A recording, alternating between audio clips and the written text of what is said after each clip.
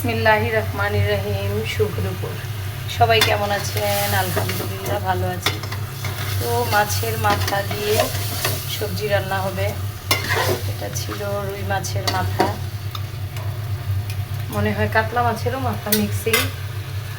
তো মাছটা একটু কষিয়ে নিলাম, এবার দিয়ে দিলাম সবজি, দুন্দুল, বেগুন, আলু। তো এটা দিয়ে ইয়াম্মি একটা রান্না হবে।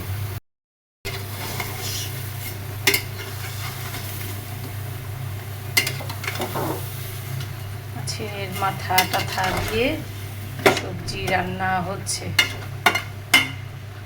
ঢেকে দিব, অল্প একটু পানি দিয়ে দিলাম,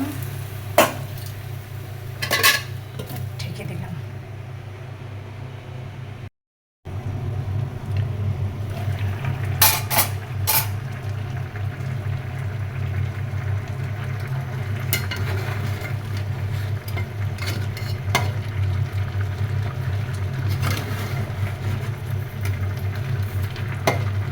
মাথা দিয়ে সবজি রান্না হচ্ছে, একটু কুক হবে, ধনেপাতা দিব। মাছের মাথা দিয়ে সবজি রান্না করা শেষ, এবার একটু ধনেপাতা দিয়ে দিলাম।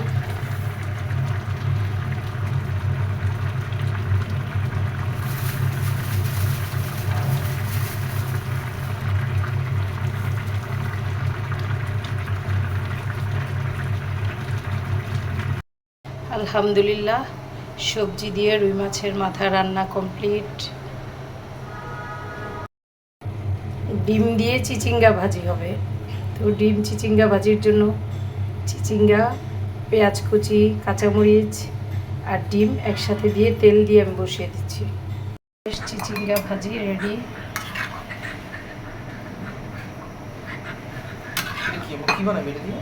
একটা বড়া হবে।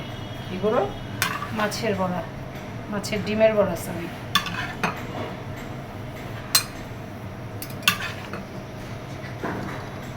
এই মালটার গরম।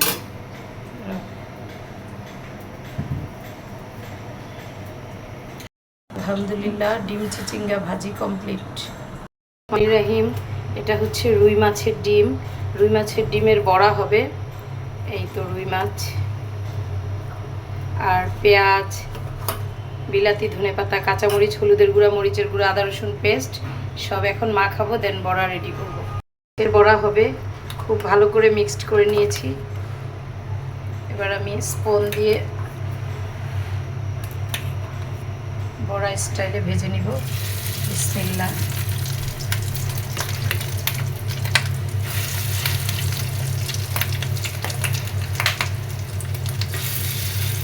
এই বড়াটা আসলে কোনো কাজে লাগবে না, এভাবে করলে সবাই খাবে। তো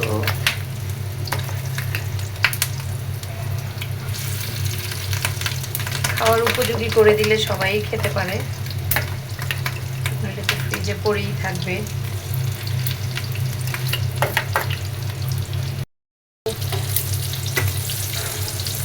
রুই মাছের ডিমের বড়া, লুকিং ইয়াম্মি, খেতেও ইয়াম্মি হবে ইনশাল্লাহ।